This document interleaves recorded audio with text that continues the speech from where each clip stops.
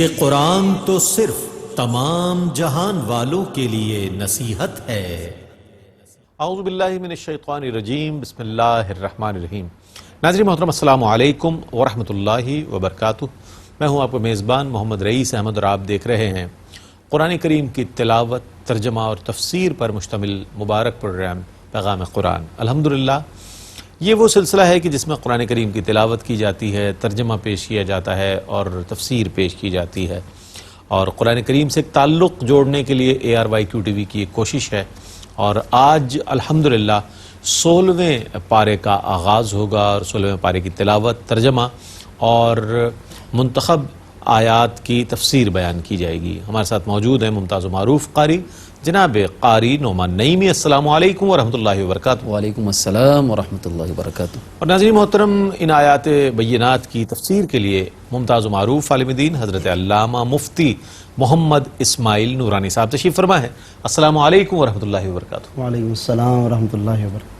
تو آئیے ناظرین، بلا تاخیر قرآن کریم کی تلاوت سے آغاز کرتے ہیں۔ میں ملتمس ہوں قاری نعمان نعیمی سے کہ اللہ کے پاک کلام کی تلاوت کا آغاز فرمائے۔ 16ویں پارے کی تلاوت کی جا رہی ہے، بسم اللہ۔ اعوذ باللہ من الشیطان الرجیم، بسم اللہ الرحمن الرحیم۔ قال لم اقل لك انك لن تستطيع معي صبرا۔ میں اللہ کی پناہ میں آتا ہوں شیطان مردود سے۔ اللہ ہی کے نام سے شروع کرتا ہوں جو نہایت رحم فرمانے والا، بہت مہربان ہے۔ خضر نے کہا، کیا میں نے تم سے نہیں کہا تھا کہ بے شک تم میرے ساتھ ہرگز صبر نہیں کر سکو گے؟ قال ان سألتك عن شيء بعدها فلا تصاحبني قد بلغت من لدني عذرا۔ موسیٰ نے کہا، اگر اس کے بعد میں نے آپ سے کوئی سوال کیا تو آپ مجھے اپنے ساتھ نہ رکھیں، بے شک آپ میری طرف سے حد عذر کو پہنچ چکے ہیں۔ فانطلقا حتى إذا أتيا أهل قرية استطعما أهلها فأبوا أن يضيفوهما فوجدا فيها جدارا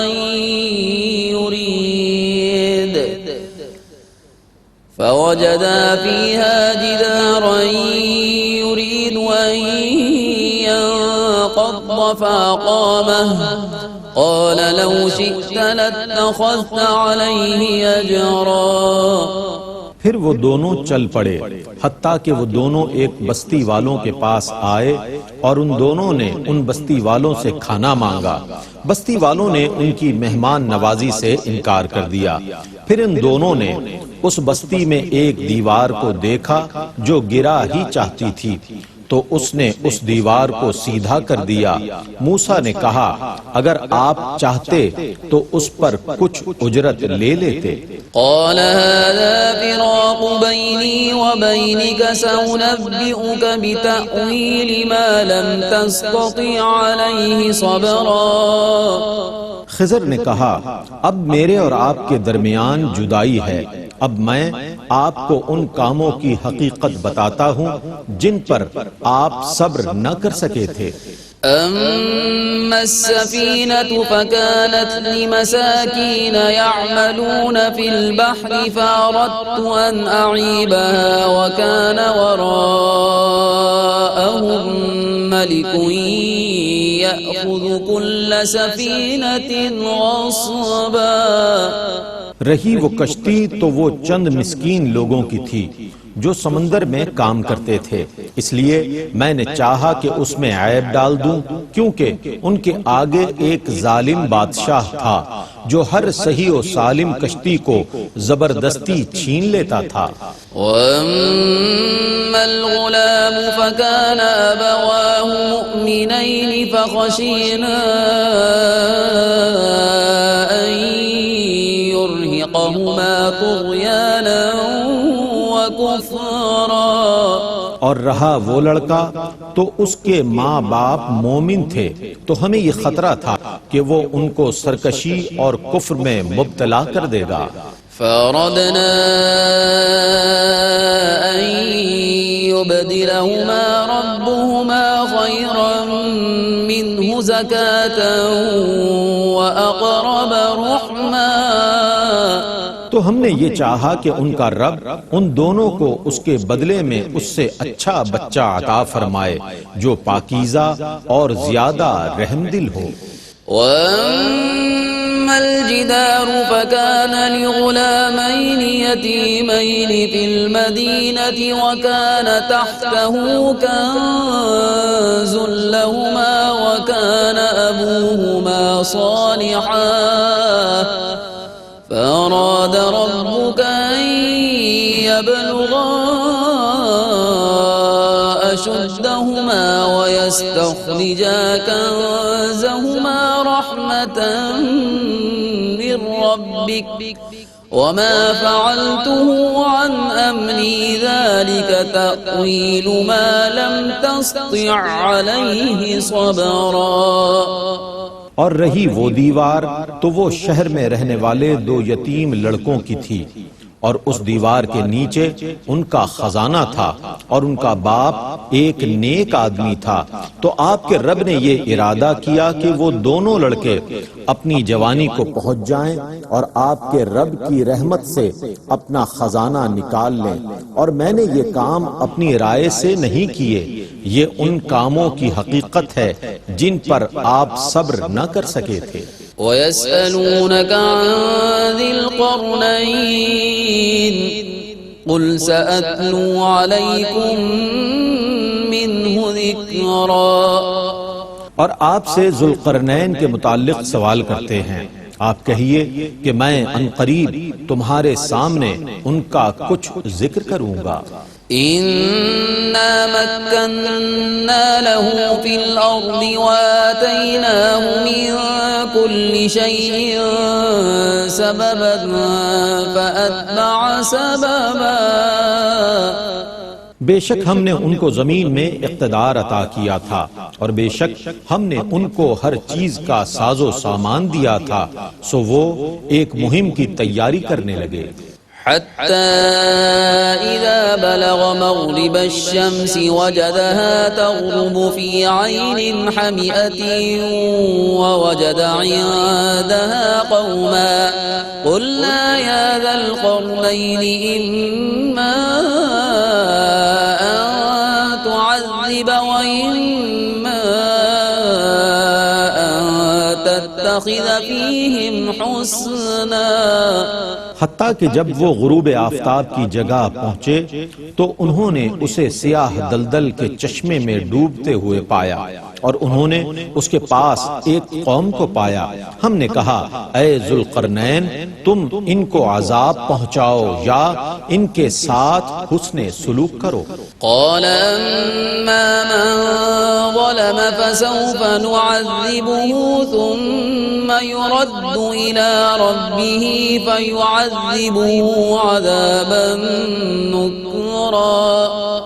اس نے کہا جس شخص نے اپنی جان پر ظلم کیا تو ان قریب ہم اس کو سزا دیں گے، پھر وہ اپنے رب کی طرف لوٹایا جائے گا تو وہ اس کو بدترین عذاب دے گا۔ وَأَمَّا مَنْ آمَنَ وَعَمِلَ صَالِحًا فَلَهُ جَزَاءً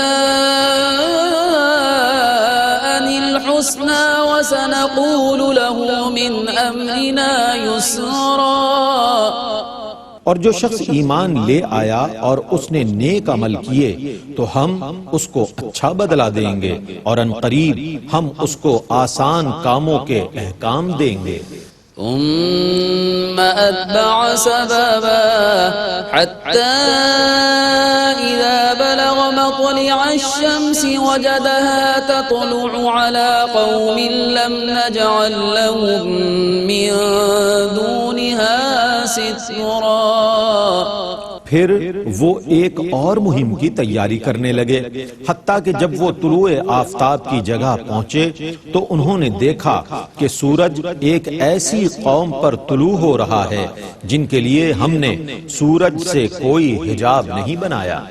كذلك وقد أحطنا بما لديه خبرا ثم أتبع سببا۔ واقعہ اسی طرح ہے اور ہمارے علم نے ان کے تمام واقعات کا احاطہ کیا ہوا ہے، پھر وہ ایک اور مہم پر چل پڑے۔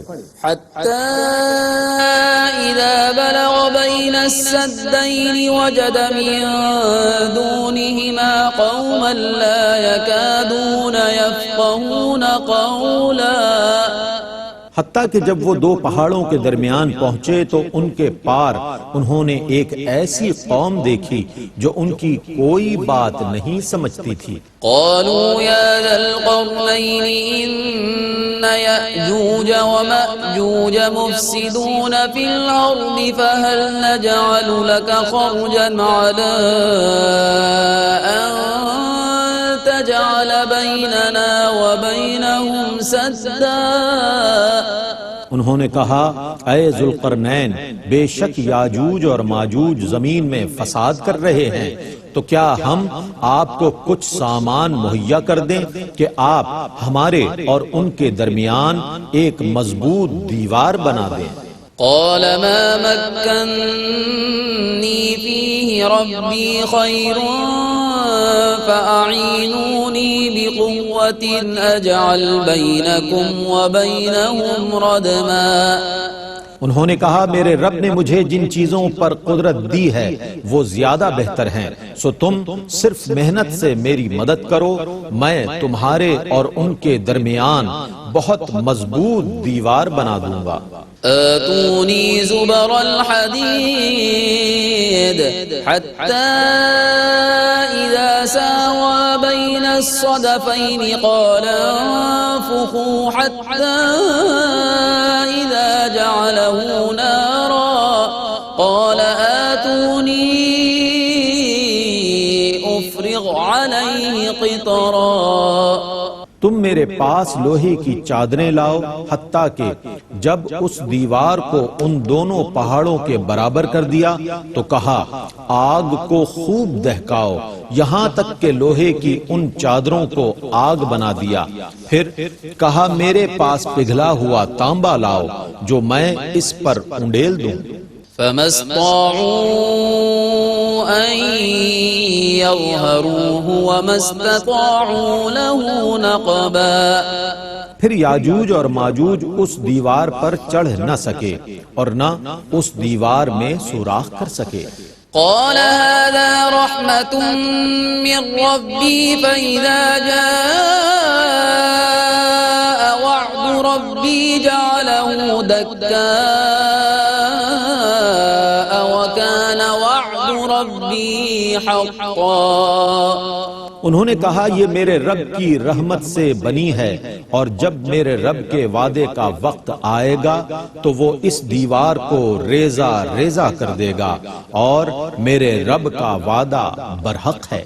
وَتَرَكْنَا بَعْضَهُمْ يَوْمَئِذٍ يَمُوجُ فِي بَعْضٍ وَنُفِخَ فِي الصُّورِ فَجَمَعْنَاهُمْ جَمْعًا۔ اور اس دن ہم ان کے بعضوں کو اس طرح چھوڑ دیں گے کہ وہ تیز موجوں کی طرح ایک دوسرے سے ٹکرا رہے ہوں گے۔ سور پھونک دیا جائے گا، پھر ہم ان سب کو جمع کر لیں گے۔ وَعَرَضْنَا جَهَنَّمَ يَوْمَئِذٍ لِلْكَافِرِينَ عَرْضًا۔ اور اس دن ہم دوزخ کو کافروں پر پیش کر دیں گے۔ الذين كانت أعينهم في غطاء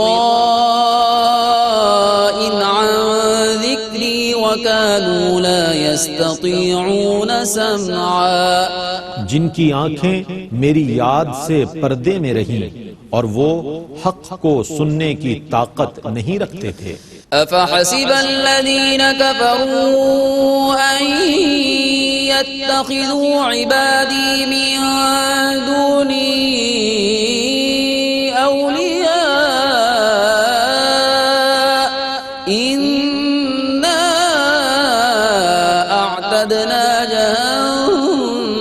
للكافرين نزلا۔ کیا کافروں کا یہ گمان ہے کہ وہ مجھے چھوڑ کر میرے بندوں کو اپنا دوست بنا لیں گے؟ بے شک ہم نے کافروں کی مہمانی کے لیے جہنم کو تیار کر رکھا ہے۔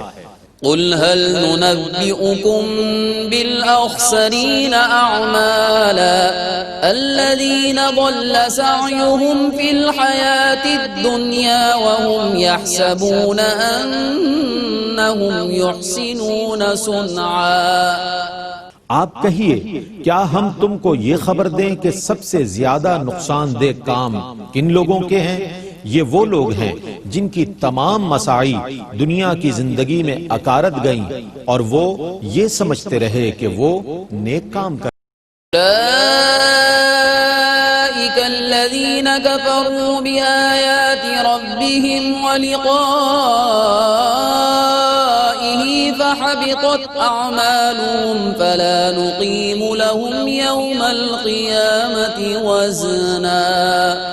یہ وہ لوگ ہیں جنہوں نے اپنے رب کی آیتوں اور اس سے ملاقات کے ساتھ کفر کیا، سو ان کے اعمال ضائع ہو گئے اور ہم قیامت کے دن ان کے لیے کوئی وزن قائم نہیں کریں گے۔ ذلك جزاؤهم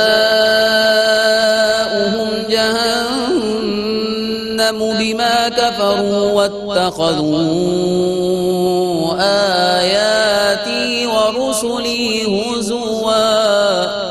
ان کی سزا جہنم ہے کیونکہ انہوں نے میری آیتوں اور میرے رسولوں کو مذاق بنا لیا تھا۔ ان الذين آمنوا وعملوا الصالحات كانت لهم جنات الفردوس نزلا خالدين فيها لا يبغون عنها حولا۔ بے شک جو لوگ ایمان لائے اور انہوں نے نیک کام کیے ان کے لیے فردوس کی جنتوں کی مہمانی ہے، وہ اس میں ہمیشہ رہنے والے ہیں، وہ اس جگہ کو تبدیل کرنا نہیں چاہیں گے۔ قل لو كان البحر مدادا لكلمات ربي لنفد البحر قبل أن تنفد كلمات ربي ولو جئنا بمثله مددا۔ آپ کہیے اگر میرے رب کے کلمات کو لکھنے کے لیے سمندر سیاہی بن جائے تو میرے رب کے کلمات کے ختم ہونے سے پہلے ضرور سمندر ختم ہو جائے گا، خواہ ہم اس کی مدد کے لیے اتنا ہی سمندر اور لے آئیں۔ قل انما انا بشر مثلكم يوحى الي انما الهكم اله واحد فمن كان يرجو لقاء ربه فليعمل عملا صالحا ولا يشرك بعبادة ربه أحدا۔ آپ کہیے میں خدا نہ ہونے میں تمہاری ہی مثل بشر ہوں، میری طرف یہی وحی کی جاتی ہے کہ تمہارا خدا ایک خدا ہے، سو جو شخص اپنے رب سے ملاقات کی توقع رکھتا ہے اس کو چاہیے کہ وہ نیک عمل کرتا رہے اور اپنے رب کی عبادت میں کسی کو شریک نہ بنائے۔ بسم اللہ الرحمن الرحیم۔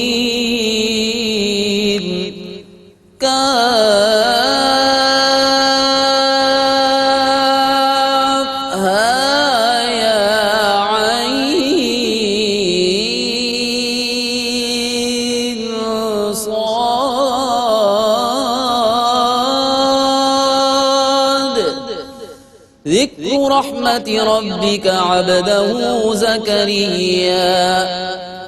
اللہ ہی کے نام سے شروع کرتا ہوں جو نہایت رحم فرمانے والا بہت مہربان ہے۔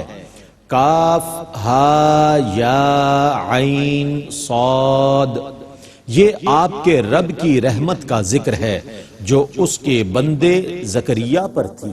اذ نادى ربه نداء خفيا رب إني وهن العظم مني واشتعل الرأس شيبا ولم أكن بدعائك رب شقيا. جب اس نے اپنے رب کو چپکے سے پکارا، اس نے دعا کی، اے میرے رب، بے شک میری ہڈیاں کمزور ہو گئی ہیں اور سر بڑھاپے سے بھڑک اٹھا ہے، اور اے میرے رب، میں تجھ سے دعا کر کے کبھی محروم نہیں رہا۔ وإني خفت الموالي من ورائي وكانت امرأتي عاقرا فهب لي من لدنك وليا يرثني ويرث من آل يعقوب واجعله رب رضيا. اور مجھے اپنے بعد اپنے قرابت داروں سے خطرہ ہے اور میری اہلیہ بانچ ہے، سو تو مجھے اپنے پاس سے وارث عطا فرما جو میرا اور آل یعقوب کا وارث ہو، اور اے میرے رب اس کو پسندیدہ بنا دے۔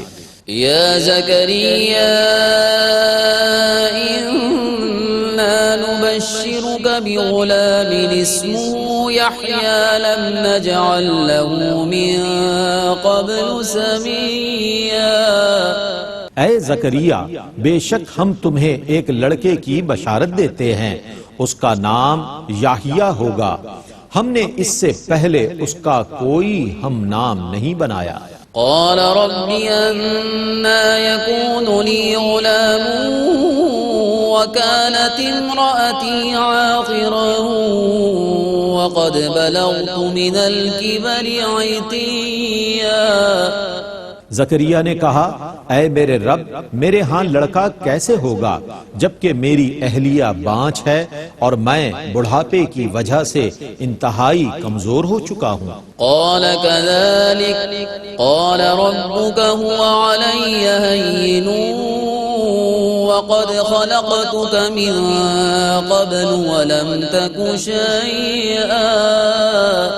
فرمایا اسی طرح ہوگا، آپ کے رب نے فرمایا یہ میرے لیے آسان ہے اور میں اس سے پہلے تم کو پیدا کر چکا ہوں جب تم کچھ بھی نہ تھے۔ قال رب اجعل لي آية قال آيتك ألا تكلم الناس 3 ليال سويا. فخرج على قومه من المحراب فأوحى إليهم أن سبحوا بكرة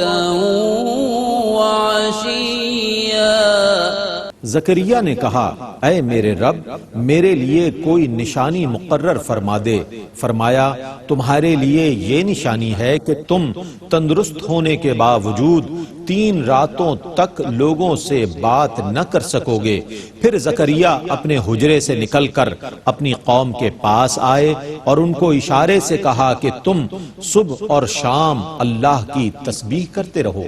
يا يحيى خذ الكتاب بقوة وآتيناه الحكم صبيا وحنانا من لدنا وزكاة وكان تقيا وبرا بوالديه ولم يكن جبارا عصيا. اے یحییٰ، پوری قوت سے کتاب کو لے لو، اور ہم نے ان کو بچپن میں ہی نبوت عطا کر دی اور اپنے پاس سے ان کو نرم دلی اور پاکیزگی عطا کی، اور وہ متقی شخص تھے اور وہ اپنے ماں باپ کے ساتھ نیکی کرنے والے تھے اور سرکش نافرمان نہ تھے۔ وسلام علیہ یوم ولد ویوم یموت ویوم یبعث حیا. اور ان پر سلام ہو جس دن وہ پیدا ہوئے اور جس دن ان کی وفات ہوگی اور جس دن وہ زندہ اٹھائے جائیں گے۔ ماشاءاللہ، تلاوت قرآن کریم اور ترجمہ پیش کیا گیا۔ آئیے ان آیات بینات کی تفسیر کے لیے میں ملتمس ہوں علامہ مفتی محمد اسماعیل نورانی صاحب سے کہ تفسیر فرمائیں. بسم اللہ. بہت شکریہ. بسم اللہ الرحمن الرحیم. الحمدللہ رب العالمین والصلاة والسلام علی اشرف الانبیاء والمرسلین. معزز ناظرین، الحمدللہ آج کے اس پروگرام میں ہم نے 16ویں پارے کے پہلے ربع کی تلاوت سماعت کرنے کا شرف حاصل کیا ہے، اور ہمارے بہت سے ناظرین یقیناً اس بات سے واقف ہوں گے کہ 16ویں پارے میں اور اس کے آغاز میں جس سورت کا تسلسل چل رہا ہے وہ 15ویں پارے سے شروع ہونے والی مشہور و معروف سورت الکہف ہے. سورت الکہف کل 12 رکوع پر مشتمل ہے اور اس میں کل آیتیں 110 ہیں، جس میں سے جب 16ویں پارے کا جب ہم آغاز کرتے ہیں تو یہ آغاز 10ویں رکوع سے ہے، اور اس اعتبار سے جب ہم سورت الکہف کے ان مضامین کا مطالعہ کرتے ہیں کہ جو 16ویں پارے میں ہیں اور اس کے بعد پھر دیگر جو مضامین ہیں، تو ہمیں اللہ رب العزت کے کئی صالحین، عباد مقربین، انبیاء کرام علیہم السلام کے واقعات کا ہمیں تذکرہ ملتا ہے، اور ایسی کئی نصیحتیں ہمیں اس میں نظر آتی ہیں ناظرین کہ جو ہماری زندگی میں اگر ہم شامل کر لیں تو ہماری زندگی کے مختلف گوشوں میں یقیناً اصلاح کا سامان ہم پیدا کر سکتے ہیں. سورت الکہف کے اس حصے میں اور 16ویں پارے کے اس آغاز میں کہ جو آج ہم نے سماعت کیا ہے، اس میں 15ویں پارے کے اختتام سے حضرت موسیٰ اور حضرت خضر علیہ السلام کی ایک ملاقات کا ذکر چل رہا ہے، جس کی تفصیل ابتدائی طور پر یقیناً آپ نے 15ویں پارے کی تفسیر میں سماعت کی ہوگی. خلاصہ یہ ہے کہ حضرت موسیٰ علیہ السلام کو اللہ رب العزت نے حضرت خضر علیہ السلام کی طرف جانے کا ایک حکم فرمایا، اور اس سے مقصود ایک خاص علم کا حصول تھا، کیونکہ اللہ رب العزت نے حضرت موسیٰ علیہ السلام کو اپنے علوم میں سے ایک نوع علم عطا فرمائی، اور پھر اپنے ہی علوم میں سے خاص نوع علم اللہ نے حضرت سیدنا خضر علیہ السلام کو عطا فرمائی، اور اس کے بعد پھر اللہ نے اس ملاقات کا حکم فرمایا. چنانچہ حضرت موسیٰ اور حضرت خضر علیہ السلام کے درمیان جب ملاقات ہوئی اور پھر دونوں کا وہ ایک سفر شروع ہوا کہ جس میں اللہ رب العزت کا مقصود یہ تھا کہ حضرت سیدنا موسیٰ علیہ السلام پر کچھ راز اپنے منکشف کیے جائیں اور علم کے کچھ اور گوشے بھی ان پر منکشف اور واضح فرمائے جائیں.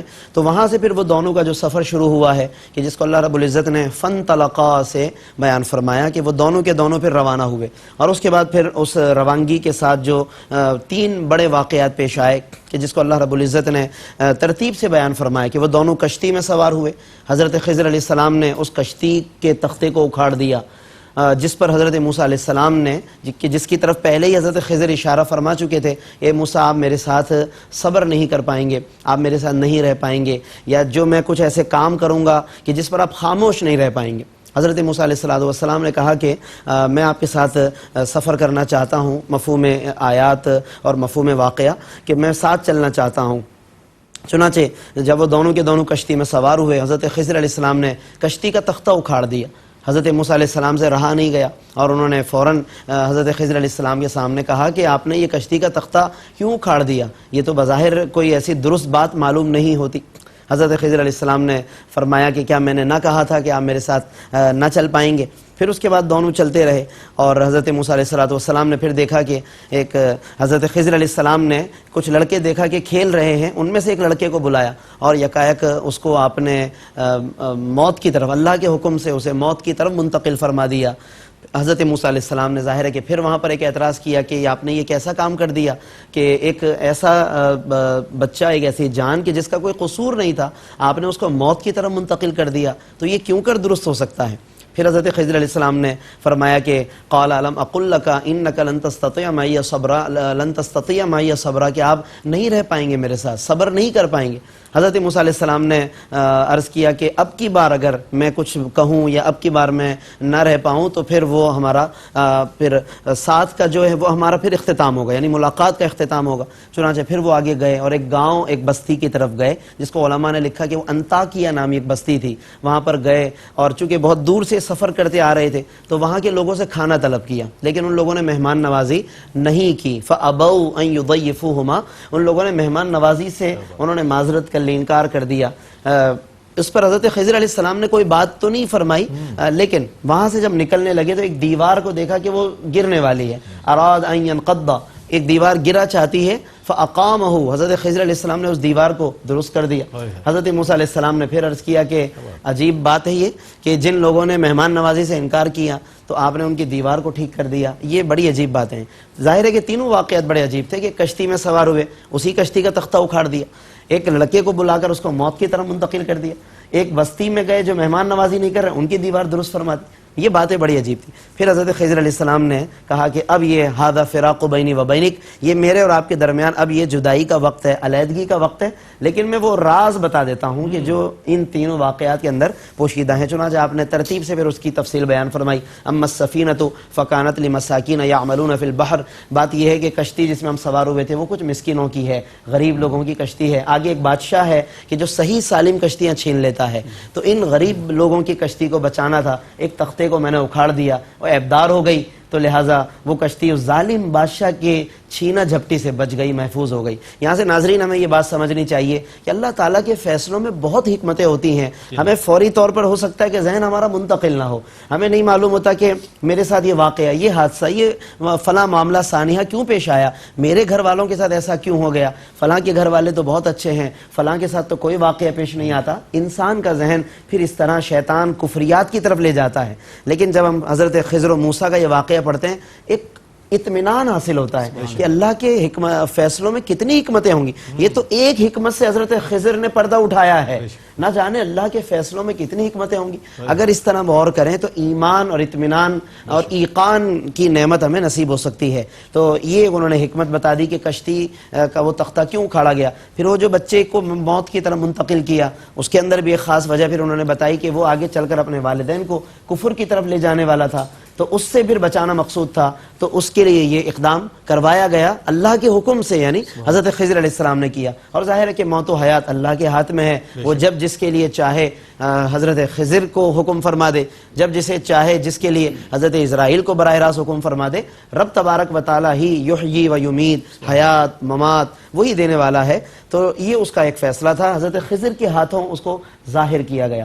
یہاں پر ایک بات یہ بھی پتہ چلی کہ اللہ کے جو نیک بندے ہوتے ہیں وہ دراصل اللہ تبارک و تعالیٰ کی قدرت کے اظہار کا ذریعہ ہوتے ہیں، لہذا اللہ کے کسی نیک بندے کے ہاتھوں کوئی کرامت، اللہ کے نبی کے ہاتھوں کوئی معجزہ صادر ہو تو وہ کوئی مطلب ایسے خدا نخواستہ تعجب کی بات نہیں کہ سن کر دیکھ کر فوراً انکار کرنے کی طرف دل متوجہ ہو جائے، نہیں، ان تمام باتوں کو دیکھ کر ہمیں اللہ کی قدرت کی طرف متوجہ ہونا چاہیے۔ انبیاء اللہ کی طرف لے جانے کا سبب ہیں، اولیاء اللہ کی طرف لے جانے کا سبب ہیں۔ تو حضرت خضر کے ان واقعات میں بھی ظاہر ہے کہ اللہ ہی کی قدرت کار فرما تھی، اور انہوں نے ان تمام باتوں کا یہ فلسفہ بیان فرمایا۔ اس کے بعد بڑی اہم بات، جو تیسرا جو واقعہ پیش آیا کہ جس بستی کے لوگوں نے مہمان نوازی نہیں کی، حضرت خضر علیہ السلام نے ان کی دیوار ٹھیک کر دی۔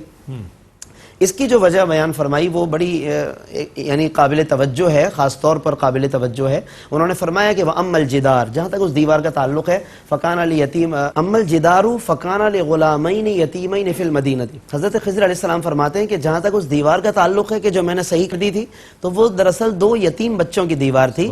وَكَانَ تَحْتَهُ كَنْزٌ لَهُمَا، اور اس دیوار کے نیچے ان کا خزانہ چھپا ہوا تھا۔ ایک نبی کی نگاہ کہاں تک کام کر رہی ہے، یہ بھی اہم نقطہ ہے۔ اور حضرت خضر کی نگاہ کا جب یہ عالم، تو والی طیبہ آقائے دو جہاں صلی اللہ علیہ وسلم کی نگاہ کرم اور ان کی نگاہ کی وسعتوں کا کیا اندازہ کیا جا سکتا ہے کہ وہ دیوار کے نیچے کے مدفون خزانے کو دیکھ رہے ہیں اور فرماتے ہیں وَكَانَ تَحْتَهُ كَنْزٌ لَهُمَا، کہ اس کے نیچے خزانہ چھپا ہوا ہے۔ اور اچھا، اس دیوار کو بچانے کا اصل سبب کیا تھا؟ حضرت خضر کہہ رہے ہیں وَكَانَ أَبُوهُمَا صَالِحًا، بات یہ ہے کہ ان دونوں بچوں کا والد بہت صالح اور نیک اور اللہ کا ولی تھا۔ یہاں سے پتہ چلا کہ جو اللہ کے نیک بندے ہیں، جو اللہ کے مقربین ہیں، ان کی برکتوں کا کیا عالم ہے کہ ان کی برکت سے اللہ تعالیٰ کس طرح خزانوں کی حفاظت فرماتا ہے۔ اور حضرت ابن عباس رضی اللہ عنہما کا ایک قول ہے، اور جو بعض مفسرین نے لکھا کہ یہ جو قرآن میں فرمایا وَكَانَ أَبُوهُمَا صَالِحًا، ان بچوں کا والد بہت نیک تھا، تو اس سے وہ ڈائریکٹ جو والد ہے وہ مراد نہیں، بلکہ ان کی آٹھویں پشت میں ایک مرد صالح گزرا، تو اس کا وہ فیض آٹھویں نسل کو اللہ تبارک و تعالیٰ نے عطا فرمایا۔ تو ایک ولی کامل کا فیض کہاں تک پہنچتا ہے ہم اندازہ نہیں کر سکتے، اور قرآن نے اس کو باقاعدہ مینشن کیا، تو اس کا مطلب ہے کہ یہ ایسی وجہ ہے کہ جو قابل غور ہے کہ ہم بھی اس پر توجہ کریں کہ اللہ کے نیک بندوں کا کیا مقام ہے، ان کے فیوز و برکات کا کیا عالم ہے، اور ہمارے دل میں بھی اس کی تعظیم اور عقیدت ہونی چاہیے۔ تو یہ واقعات اللہ رب العزت نے سورہ کہف میں بیان کیے اور 16ویں پارے کے آغاز میں 16ویں پارے کا آغاز ان آیات پر مشتمل ہے. پھر اسی میں ہمیں ذوالقرنین کا بھی ایک ذکر ملتا ہے اور یہ ان سوالات میں سے ہے کہ جو کفار یہودیوں کے برانگیختہ کرنے پر، یہودیوں کے ایما پر حضور علیہ السلام سے قصدن کیا کرتے تھے کہ آپ فلاں کو جانتے ہیں، آپ فلاں کے بارے میں کیا کہتے ہیں. چنانچہ وہ ذوالقرنین کے بارے میں پوچھتے تھے، کبھی اصحاب کہف کا تذکرہ پوچھتے تھے. لیکن اللہ اکبر، آقا دو عالم صلی اللہ علیہ وسلم اللہ رب العالمین کے اعلام سے، اس کی وحی سے، اس کے القاء سے اور بتانے سے ایک ایک بات کا آپ صلی اللہ علیہ وسلم جواب ارشاد فرمایا کرتے تھے. جیسے کہ جب معراج سے واپس تشریف لائے تو صبح انہوں نے، کفار نے پھر بے سروپا اعتراضات کہ جی آپ بیت المقدس گئے تھے تو کتنے دروازے ہیں، کتنی کھڑکیاں ہیں. اللہ رب العزت نے آپ صلی اللہ علیہ وسلم کو کیا کمال بخشا کہ خود بیت المقدس آپ صلی اللہ علیہ وسلم پر منکشف فرما دیا، پردے اٹھا دیے اور اللہ نے آپ پر منکشف فرما دیا. حضور ایک ایک بات کا جواب دیتے چلے گئے. تو ذوالقرنین کے بارے میں پوچھا گیا، اس کی پھر قرآن نے بزبان رسالت میں آپ صلی اللہ علیہ وسلم تفصیلات لوگوں تک پہنچائی ہیں. اور پھر اس کے علاوہ اس میں اور بھی تاریخی کچھ واقعات کا ذکر ہے. ذوالقرنین کے اس تذکرے کے ضمن میں یاجوج ماجوج کا تذکرہ بھی ہے اور سد ذوالقرنین کا ذکر بھی ہے.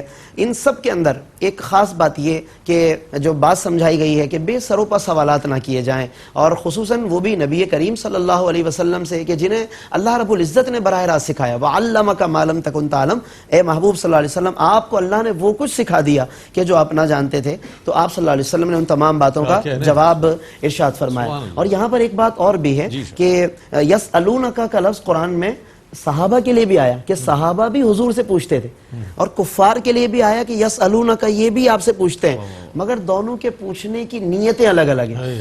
کفار پوچھتے ہیں تو حضور کو لاجواب کرنے کی نیت سے، عاجز کرنے کی نیت سے، اسی لیے انہیں پھر کوئی فائدہ نہیں پہنچا، بلکہ وہ پوچھنے کے باوجود مزید جہالت میں چلے گئے. حالانکہ پوچھنا علم کا دروازہ ہے، لیکن وہ پوچھ کر بھی جہالت میں چلے گئے کیونکہ نیت خراب تھی. حضور فرماتے ہیں نحنو معاشر الانبیاء، ہم گروہ انبیاء لا نورث درہما ولا دینارا، ہم کسی درہم و دینار کا وارث بناتے ہی نہیں ہیں. ہم کسی درہم و دینار کا وارث نہیں بناتے. یعنی انبیاء کی جو وراثت ہوتی ہے وہ درہم و دینار نہیں ہوتی، بلکہ وہ علوم ہے، علم ہے، نبوت ہے. یعنی اگر وہ نبوت اگر اللہ کے نزدیک جن میں جاری ہوئی تو وہ نبوت ہے، ورنہ جہاں نبوت مکمل کر دی گئی، ختم نبوت آ گیا، اس کے بعد پھر ولایت ہے اور اس کے بعد علوم ہے، علم کی خیراتیں ہیں جو اللہ نے صحابہ میں، تابعین میں اور علماء میں قیامت تک کے لیے جاری فرما دی. تو انبیاء کے لیے وراثت سے مراد وراثت نبوت ہوا کرتی ہے. یہ مضامین ہیں جن کی طرف ہم نے اختصار کے ساتھ اشارہ کیا ہے. انشاءاللہ سورہ مریم کا تسلسل آگے جاری ہے. اگلے حصے میں انشاءاللہ مزید ہم سورہ مریم کے کچھ مضامین بیان کریں گے. اللہ تعالیٰ ہم سب کو ان تمام مضامین کا فیض عطا فرمائے، ان پر عمل کرنے کی ہمیں توفیق عطا فرمائے. آمین. وآخر دعوانا الحمدللہ رب العالمین. ماشاءاللہ، جزاک اللہ مفتی صاحب. بہت ہی خوبصورت انداز میں حضرت قبلہ مفتی محمد اسماعیل نورانی صاحب آج کی گئی تلاوت کی تفسیر فرما رہے تھے. اللہ تعالیٰ سے دعا ہے کہ اللہ تعالیٰ اس اہتمام کو اپنی بارگاہ میں قبول فرمائے، ARYQ TV کی اس کوشش کو اپنی بارگاہ میں قبول فرمائے. ناظرین محترم، قرآن کریم سے ایک تعلق قائم کیجئے. قرآن کریم پڑھنے، پڑھانے، سننے، سنانے، سمجھنے اور سمجھانے کی اللہ تعالیٰ ہمیں توفیق عطا فرمائے اور اس کے مطابق، اس کے احکامات کے مطابق عمل کرنے کی توفیق عطا فرمائے. اس کے ساتھ ہی اپنے میزبان محمد رئیس احمد کو اجازت دیجیے. اللہ حافظ. إن هو إلا ذكر للعالمين.